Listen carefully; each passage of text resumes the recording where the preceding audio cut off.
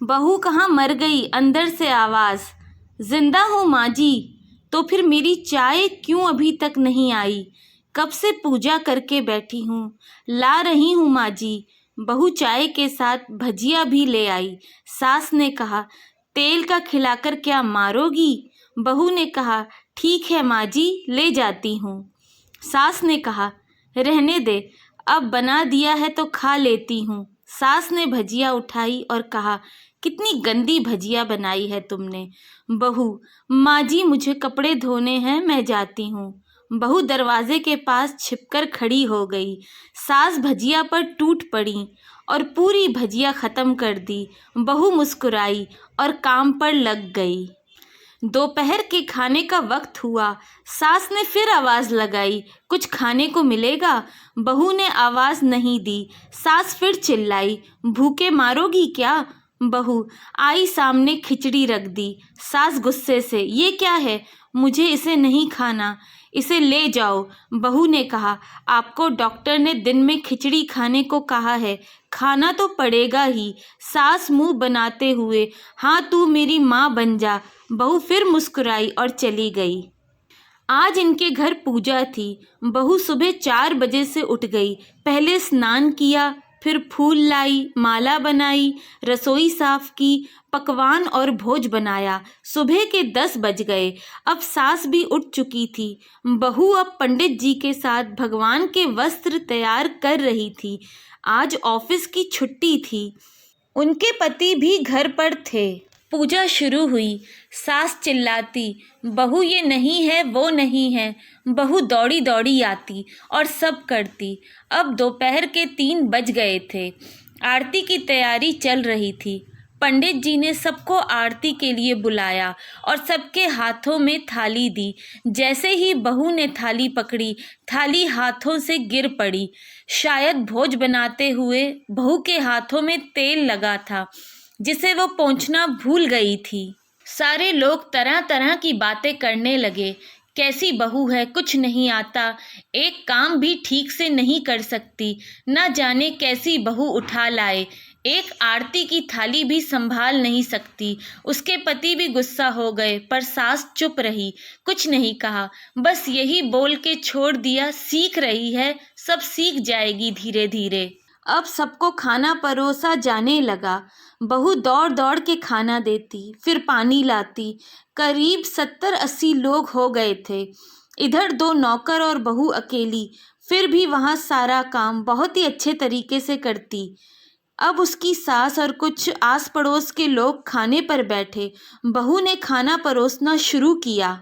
सबको खाना दे दिया गया। जैसे ही पहला निवाला सास ने खाया, तुमने नमक ठीक नहीं डाला क्या? एक काम ठीक से नहीं करती, पता नहीं मेरे बाद कैसे ये घर संभालेगी। आस पड़ोस वालों को तो जानते ही हो ना साहिब, वो बस बहाना ढूंढते हैं नुक्स निकालने का। फिर वो सब शुरू हो गए, ऐसा खाना है, ऐसी बहू है, ये वो वगैरह वगैरह। दिन का खाना हो चुका था। अब बहू बर्तन साफ करने नौकरों के साथ लग गई। रात में जगराता का कार्यक्रम रखा गया था। बहू ने भी 1-2 गीत गाने के लिए स्टेज पर चढ़ी। सास जोर से चिल्लाई, मेरी नाक मत कटा देना, गाना नहीं आता तो मत गा, वापस आ जा। बहू मुस्कुराई और गाने लगी। सबने उसके गाने की तारीफ की, पर सास मुंह फुलाते हुए बोली, इससे अच्छा तो मैं गाती थी जवानी में, तुझे तो कुछ भी नहीं आता। बहू मुस्कुराई और चली गई। अब रात का खाना खिलाया जा रहा था। उसके पति के ऑफिस के दोस्त साइड में ही ड्रिंक करने लगे। उसका पति चिल्लाता, थोड़ा बर्फ लाओ, तो सास चिल्लाती, यहाँ दाल नहीं है, फिर चिल्लाता, कोल्ड ड्रिंक नहीं है, पापड़ ले आओ। इधर उधर आखिरी में उसके पति की शराब गिर पड़ी उसके एक दोस्त पर और बोतल टूट गई।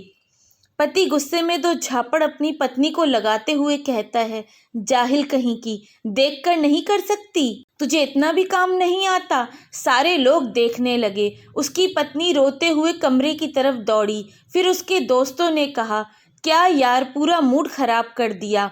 यहाँ नहीं बुलाया होता, हम कहीं और पार्टी कर लेते। कैसी अनपढ़ गंवार बीवी ला रखी है तूने, उसे तो मेहमानों की इज्जत और काम करना तक नहीं आता। तुमने तो हमारी बेइज्जती करा दी। अब आस पड़ोस की औरतों को और बहाना मिल गया था। वो कहने लगीं, देखो क्या कर दिया तुम्हारी बहू ने, कोई काम की नहीं है। मैं तो कहती हूँ अपने बेटे की दूसरी शादी करा दो, छुटकारा पाओ इस गंवार से। सास उठी और अपने बेटे के पास जाकर उसे थप्पड़ मारा और कहा, अरे नालायक, तुमने मेरी बहू को मारा, तेरी हिम्मत कैसे हुई, तेरी टांग तोड़ दूंगी। उसके बेटे के दोस्त कुछ कहने ही वाले थे कि उसकी माँ ने घूरते हुए कहा, चुप, बिल्कुल चुप, यहाँ दारू पीने आए हो, जबकि पता है आज पूजा है और तुम्हें पार्टी करनी है। कैसे संस्कार दिए हैं तुम्हारे माता पिता ने, और किसने मेरी बहू को जाहिल बोला, जरा इधर आओ, चप्पल से मारूंगी अगर मेरी बहू को किसी ने शब्द भी कहा तो। अरे पापी, तूने उस लड़की को बस इसलिए मारा कि तेरी शराब टूट गई। पापी, वो बच्ची सुबह 4 बजे से उठी है, घर का सारा काम कर रही है, ना सुबह से नाश्ता किया, ना दिन का खाना खाया, फिर भी हंसते हुए, सबकी बातें सुनते हुए, ताने सुनते हुए घर के काम में लगी रही। तेरे यार दोस्तों को वो अच्छी नहीं लगी, जूते से मारूंगी तेरे दोस्तों को जो कभी उन्होंने ऐसा कहा। अब सास बहू के कमरे में गई और बहू का हाथ पकड़कर बाहर लाई। सबके सामने कहने लगी, किसने कहा था अपनी बहू को घर से निकाल के दूसरी बहू ले आना, ज़रा सामने आओ। कोई सामने नहीं आया। फिर सास ने कहा, तुम जानते भी क्या हो इस लड़की के बारे में, ये मेरी माँ भी है, बेटी भी।